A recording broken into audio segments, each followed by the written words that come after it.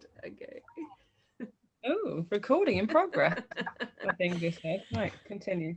Hello, everybody, and welcome. I have the beautiful Lexie with me. I've got a little echo in my earbuds here, but anyway, let's see if it'll go.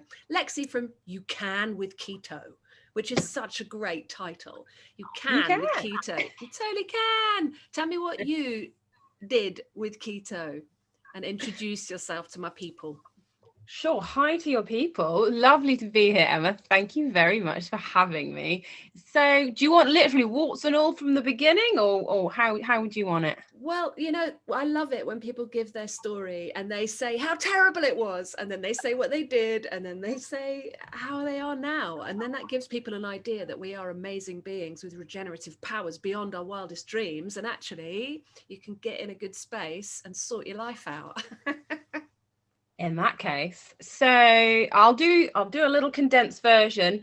Had IBS or tummy troubles per se from a child.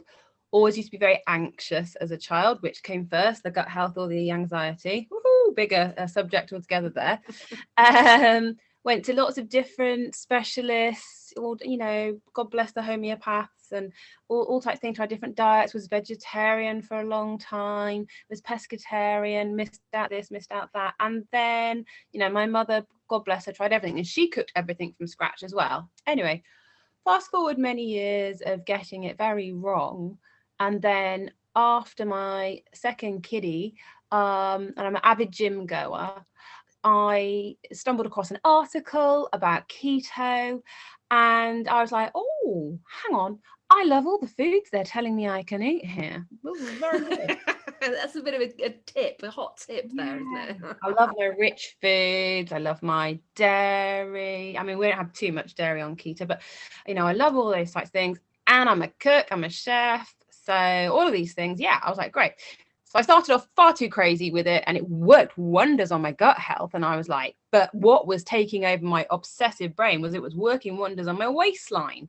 And my weight would fluctuate year in, year out. Never really had proper control of it. I'd work out like a beast, and I'd be like, well, what's happening here? Any hoozles. Tried it the hardcore way, tried it the tracking way, writing everything down, following the rule book, whatever that was. And then over the years, because I'd have to cater to different events, and I would have to taste the food I was obviously always providing for other people, I then became more creative and developed my own way, which still got the same results, but with freedom, and it was nutritious and it was joyful. And I was like, how many other women out there are like me that don't want to have to do this boring and life restricting way of following a set plan to get their gut health and their general health back in order? So I was like, come on, Lex, share it with the world. So that's what I'm trying to do. So I'm still a caterer, and I still do all my lovely yoga and vegan catering events, but now I'm working with lovely ladies. I had no idea that you were actually a chef, because Lexi and I met on with the fabulous Mikhail Khan doing social media, work out how to work Instagram, how to reach the Cheers to the people heart. Yeah. with the important information. And I didn't actually know that you were a chef. Awesome. So you've kind of taken keto and then given it your own spin, That's so it. that you're encouraging. It might be a bit like me in that I really like to encourage people to be intuitive with their what they want to eat, but also how they cook, because like you say, when I had brain fog and heavy metal poisoning and depression and all of those nasty things that just addled my brain, I couldn't even follow a recipe. The thought of measuring out something, just filled me with dread. And so I worked out a way that I could just like give certain principles, timeless principles of our ancestral heritage, which I think is akin to the keto, and Yeah. and allow people that freedom. Exactly. So they go in the kitchen and go, what am I going to cook? I know, I'll just start with good fats. It's like the most important thing, isn't it? We love And that. love fat. So, and what other symptoms were you suffering with apart from the IBS? I've heard you. Oh, I was going to say, get your pen at the ready. So again, it's the whole chicken and the egg thing. So I've studied keto, and I've obviously studied gut health in a very small amount. I'm not going to profess to be, some sort of doctor when it comes to gut health. But so all of the things I'm about to say are basically, generally speaking, all interlinked. So there's the bad gut health, practically my whole entire life, which would create severe bloating, which would then leave me sleep deprived. I couldn't sleep properly, and obviously fatigued. I had headaches on a daily basis, and I'm not going to lie, I still get regular headaches, but lots of these for different reasons. So I used to get chronic headaches, joint inflammation. I'm extremely hypermobile, so I am very prone to joint inflammation, hormonal lows and highs. I'm now perimenopausal, and I thank God for keto as well, because I really believe it's keeping it a lot more stable than it potentially could be. Looking good for somebody perimenopausal, darling. 42, I got it early. God damn that. And yeah, low energy. I'm just trying to think of all the other things now. When you go and ask me, cravings, probably a little sugar addicted. For example, I had a really bad, it's been a bad couple of weeks in general, and we were away, and I forgot to pre-plan, and I stick a chocolate bar in my mouth, and I've eaten everything in sight that's chocolatey, and I just like, it's fine because tomorrow I won't be. And actually with me, I am very strong like that, but I felt like a piece of crap afterwards. So oh God, there will be more to this list, but I think we can probably stop about there. So the gut health, the hormones, the weight fluctuation, fatigue, and pain, everyday pain. And what would you say is that, like, if your pain was like 9 out of 10, and your dissatisfaction with your physical self and your everything, it was 9 out of 10, where would you say you are now? Do you mean just the pain itself? So like I say, I still get headaches, but they're a very different reason now. But the general pain, the joint inflammation in my neck, shoulder, back, knees, and everywhere else is probably down to a 4 now, a 3 to 4. But then I also do weights and I work out a lot, so I kind of, you're putting a bit of pressure on the joints and whatnot. Yeah, but it's nowhere near as bad. And again, I can tell you the magic of fluid retention, which has a lot to do with the inflammation.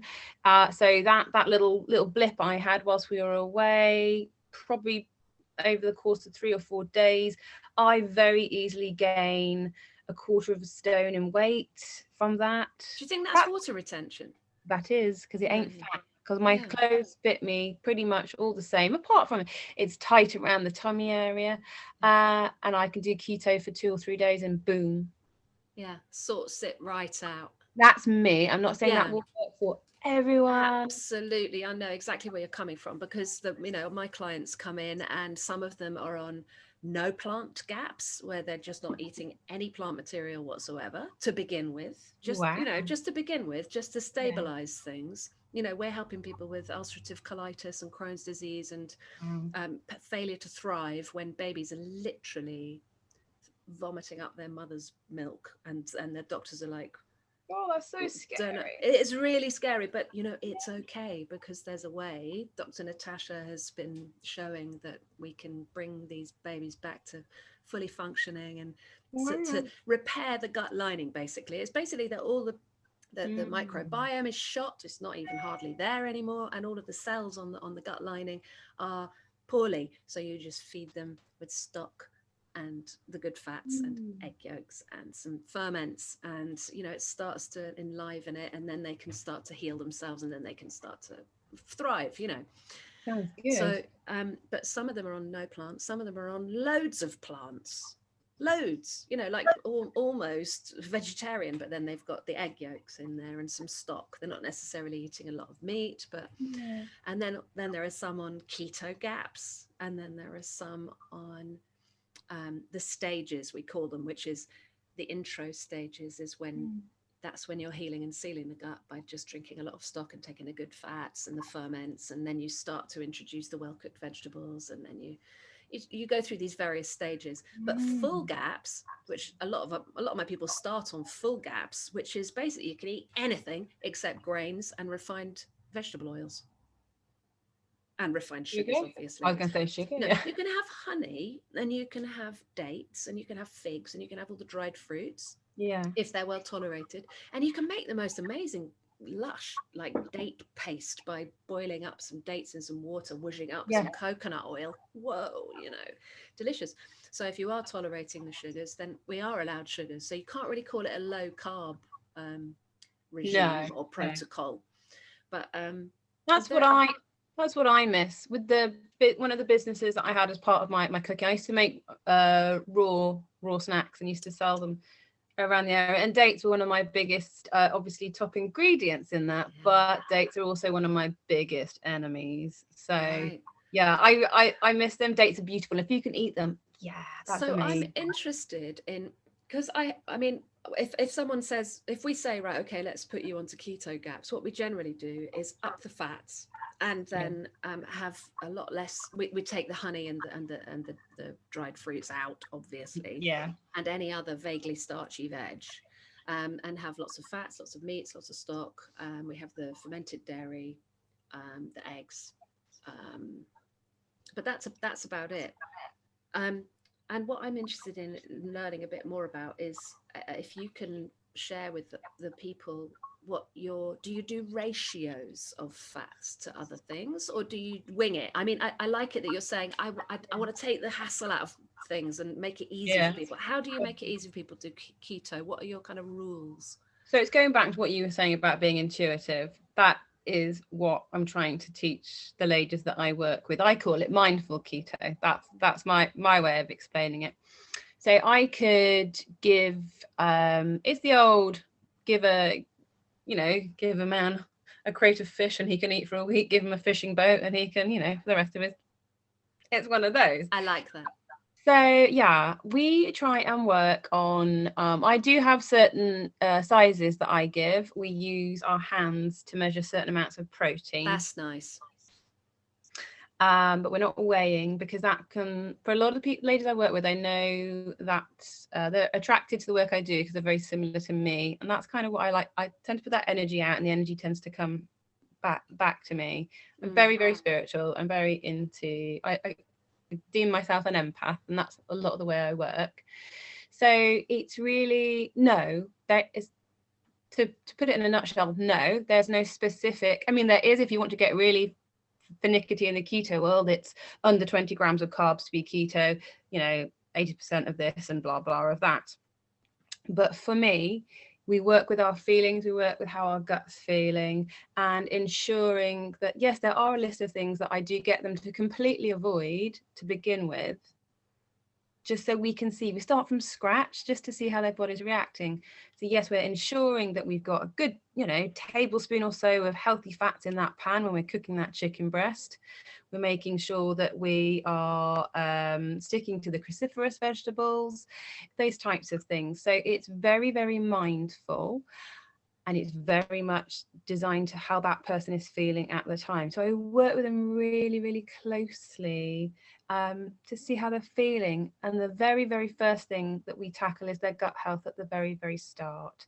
Hence, we don't really weigh things out too much. So we knock off the things that I know after speaking to them are probably their triggers. And then we kind of work our way. People know, don't they? People know what's disagreeing with them. Not all. No. You know what? No, not always. Really? I don't think. I mean, some of them have got an inkling that if they've been shoveling 10 tons of bread in their mouth, then there's every likelihood. But it's also a case of I'm not so big on, the meal plans I give are only for 2 weeks because I want them to then get creative after that. And so they get like a little, like a Martha Stewart, start yourself off, or the old dairy book, here's your basics of how you cook. And then they get to then go and be creative by themselves.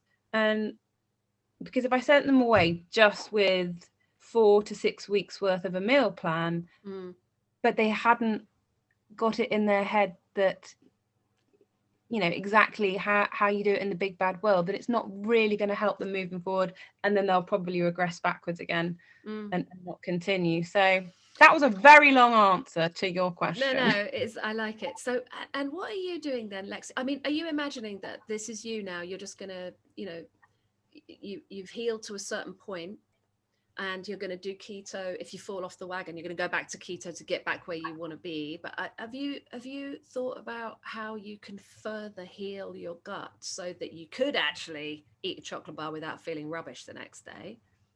Well, actually, and I never lie about this, I'm very, very open with all of my clients.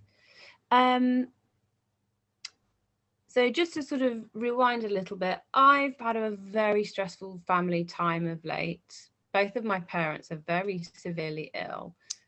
My son's going through the ringer, and there's been a lot of upset. So that little blip when we went away, that's probably why that little blip turned into 3 or 4 days. But I generally practice about 5 to 6 days of really solid, strict keto. And then the other 2 days, I can play around and party. And that's what I've taught my clients as well. But I don't like to say it too much on it, because they're like, oh, she said we can have 2 days. And it's because it's not like that. It's about seeing how your body reacts. So I'm 6 years in, man. My body is really well fat adapted. I'm like a fat fueled whatever. And I'm also, like I said at the start, I'm really into my exercise. I love my weights. I'm 42. I believe that women of a certain age should really adapt the way they work out. It's much better for your body to not blast it with cardio. So I do, adding this one in, cyclical keto. So I use those 1 or 2 days when I'm not being as strict to sort of have a little fuel, a little carb up, and I hit the weights. Yeah. And why not? I'd like to get to the point where actually I never have to eat again. That sounds a bit extreme, I know, but I don't know if you've heard that there are people out there who are literally just using the pranayama, or they're using the prana or the chi or the sunlight, and they're literally breathing and getting, well, when you think about it, what are carbohydrates made out of? Carbon and hydrogen. And so we're breathing oxygen. We're made of water that's got hydrogen in it. Carbon dioxide is what we're breathing out. We've got all the elements there. It's just whether we can be these alchemical factories to actually put the carbon and the hydrogen together to make a hydrocarbon chain to make our own carbohydrates.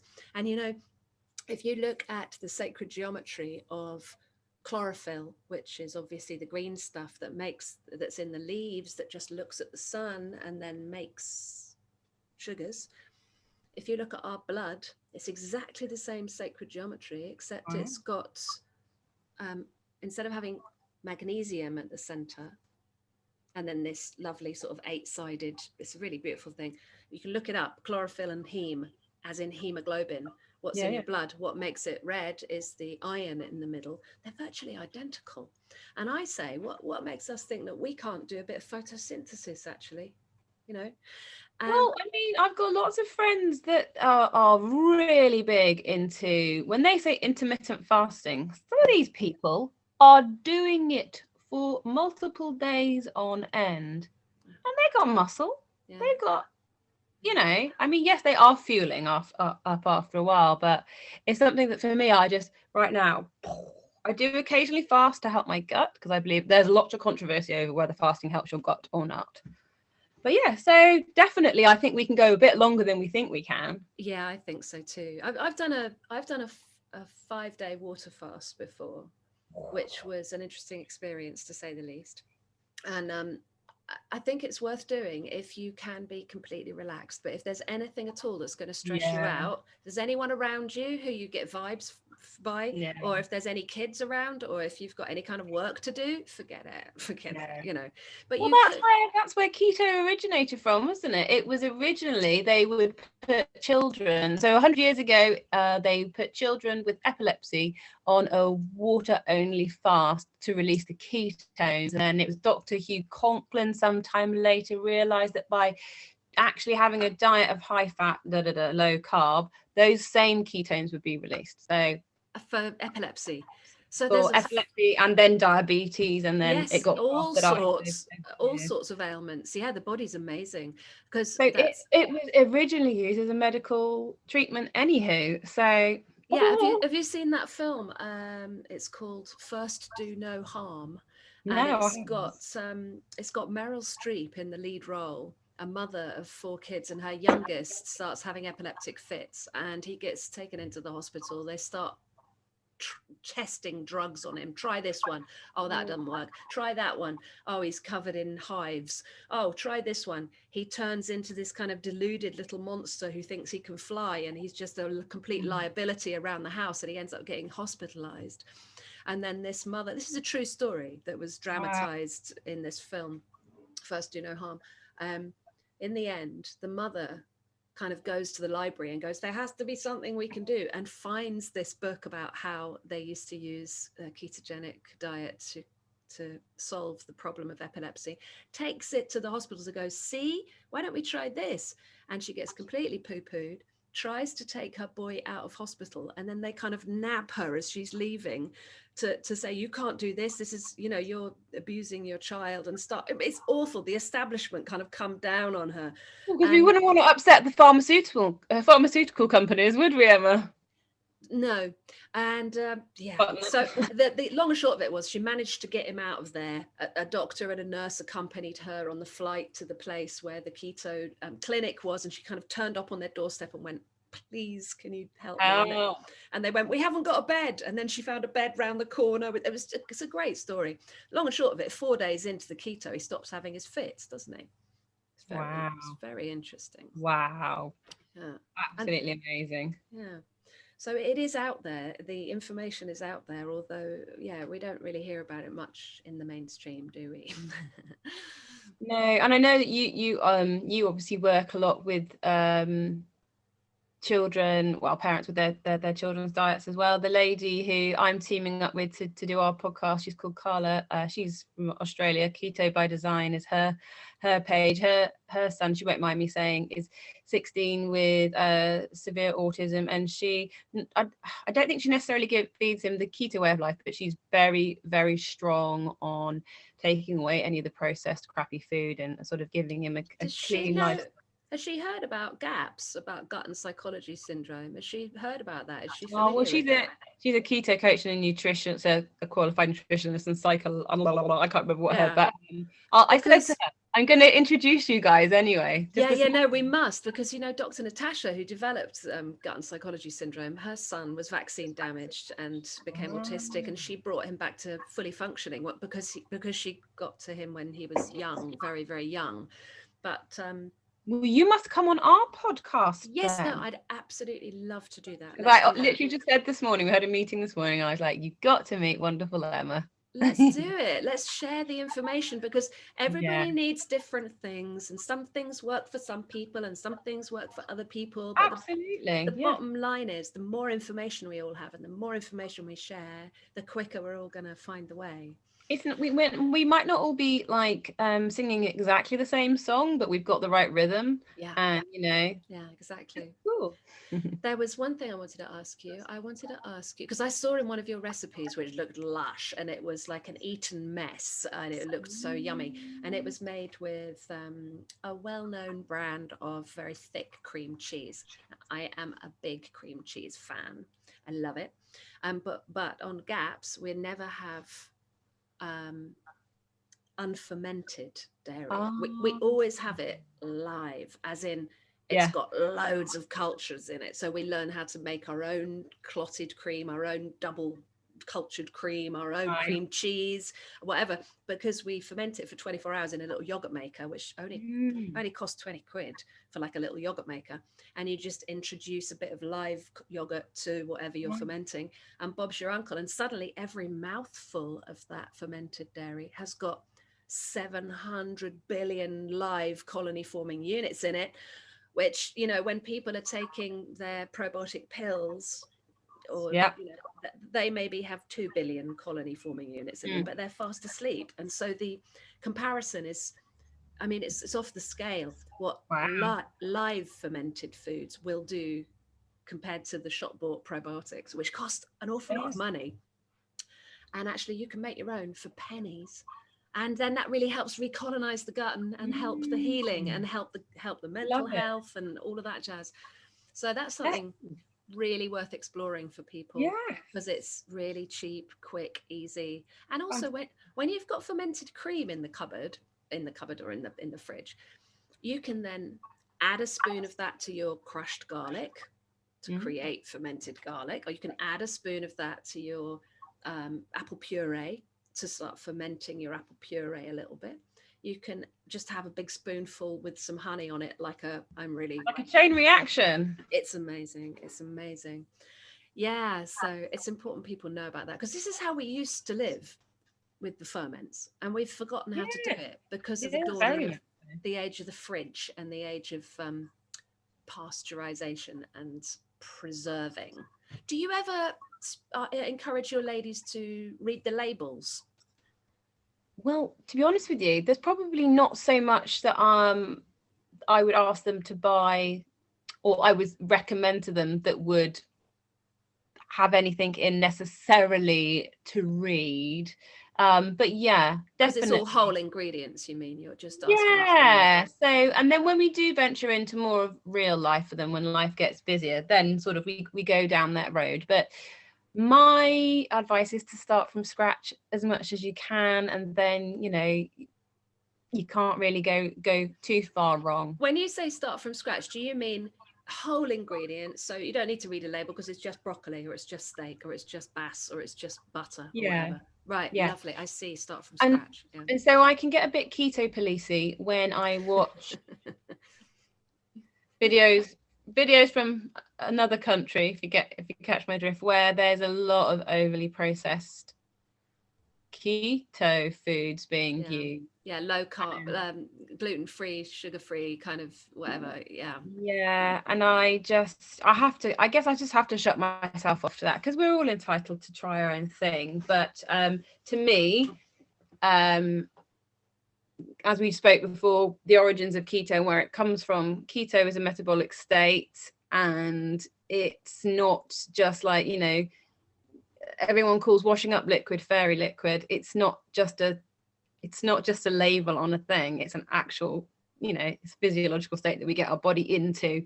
So I do get a little bit fiery about stuff like that, because if you read that bottle, then you'll know what it will do to your insulin levels, to your gut health, to your hormones, and all the above.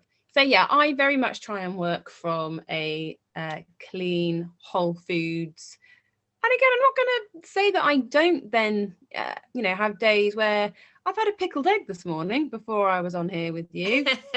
What's wrong with a pickled egg? Is that not? Well, but do you know what I mean? It's out of a jar, and I had a cabanos. I had a Polish sausage. Now that's pretty processed, but damn, that was a quick. Heck, very. If that's the worst you're at, I'm well impressed. And I tell you, I wouldn't mind a keto policewoman looking like you having a go at me, I tell you. But I mean, it's keep it kiss. Go by this, kiss. Keep it simple, stupid. And you can't really go too far wrong, can you? If you start with whole foods, going back to the caveman times, they didn't have to read the back of a packet, when they dragged the deer in from the woods, or it's just literally, in my eyes, it is that simple. But when it becomes more complicated, and this, because this is what you do as well, it's when then you have a client with a family who you then have to enable them to obviously satisfy all those other needs. So you I'm assuming, Emma, that you sort of deal with families that maybe need sort of your help in a sort of entire form, whereas with me, I'll have ladies that come to me and they know that their partner, husband, girlfriend, wife, children don't necessarily want to fit in with keto, but they want their keto to fit in with them. That must be so challenging, because when there is the the foods that you might crave when you begin keto, they're right under your nose, then you've got this like really real challenge of the willpower and or whatever you want to call it. That's just it. Yeah, I think, but then I think what happens is for most of the ladies, and I do make sure, like you and I both do what we call discovery calls. We make sure that we're working with the right person, Yeah. and that they're in the right place there and then. So there was one lady I said, I don't think this is your time. Yeah. And she rang me back some weeks later to say that she'd discovered some other things about her health, and she wanted to thank me for not just taking her money. And I said, well, what Yeah. good would that have done you or Yeah. I? Yeah. Yeah. Yeah. So, Yeah, so yeah. I like to work with people who've already heard of gaps. They already know about gaps. They've already educated themselves on it, and they maybe have already tried it and then not succeeded.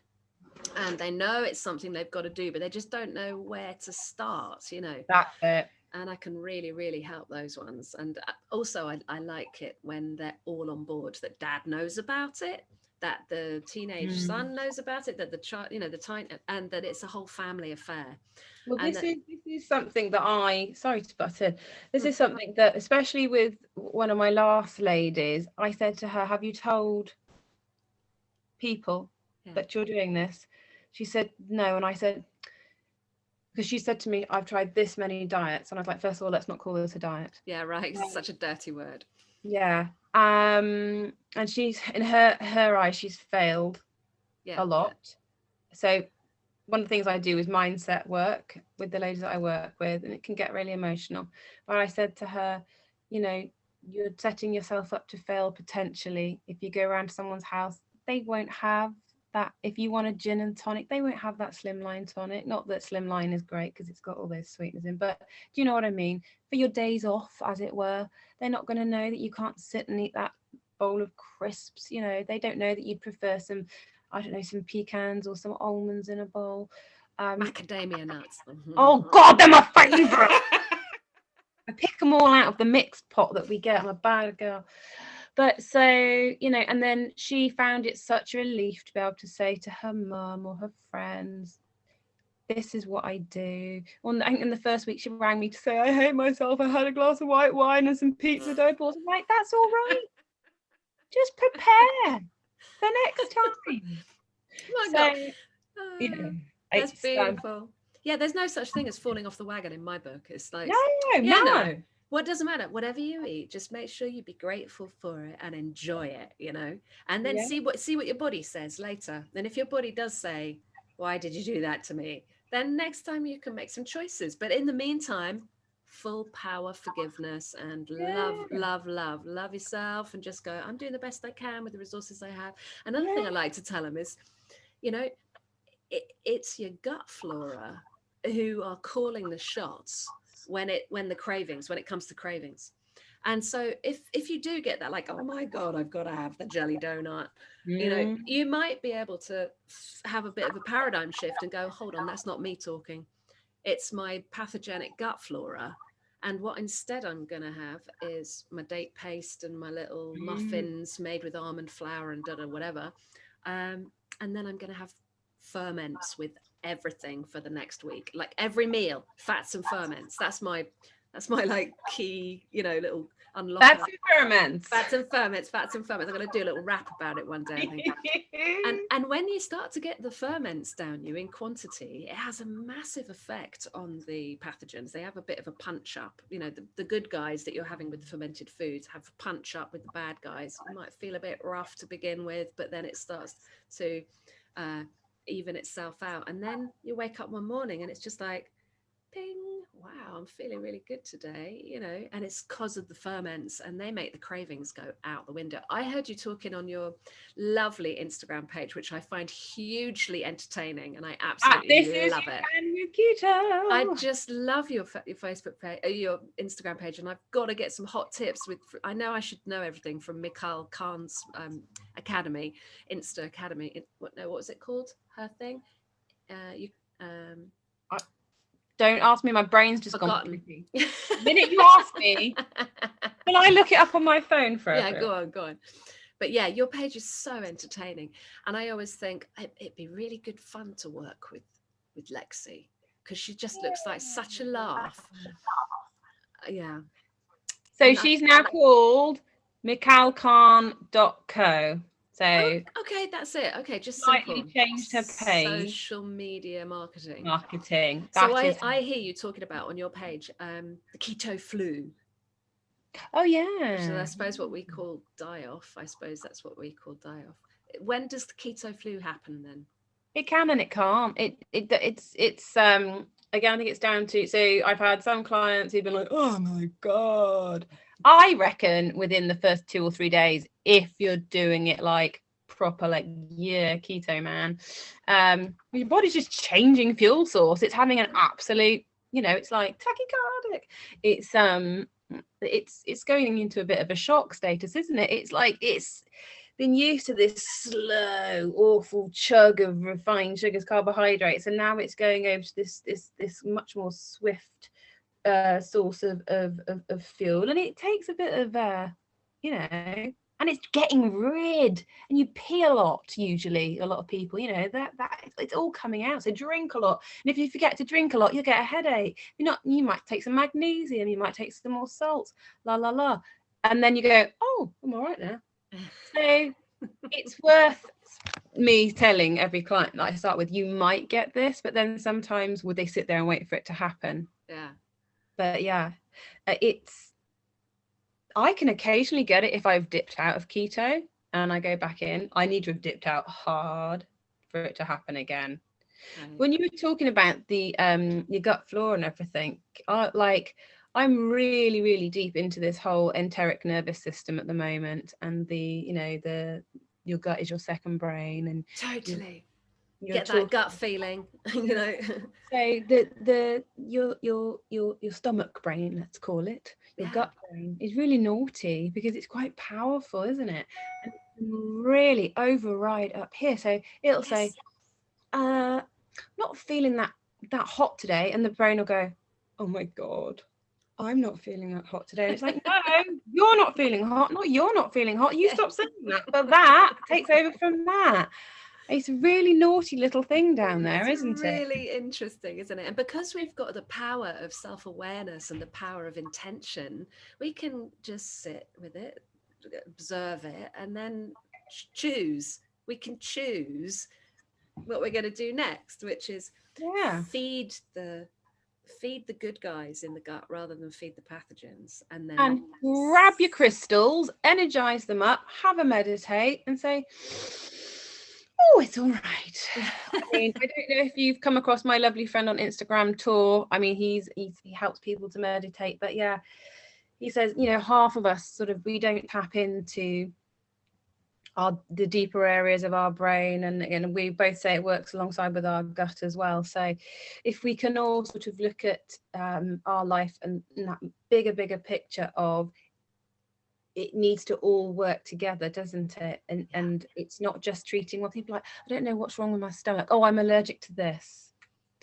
Well, actually you're probably not, but it's probably a knock-on effect of everything else. So sorry, that's not a very good way of explaining it, but I know exactly where you're coming from. We're trying to find the singular reason, and it's very often not just one darn reason, is it? No, absolutely not. No, and as the stress affects it, or the not sleeping affects it, or the wrong intentions affects. There's so many variables, isn't there? Yeah. Oh man, I think I'm so looking forward to talking to your friend later on another day, and yeah, we're so on the same page, but not. It's just it's really exciting. There's so many variables. I just love it. Yeah. Lexie, it's been an absolute joy talking to you, and I shall put the links down below if anybody wants to check you out on Insta. Please do. This is You Can with Keto. Come see me. Because you look like super good fun to work with, and it's been such a joy to talk to you. Beautiful. Oh, thanks, Emma. Okay. Lots of love to you. Bye. Bye.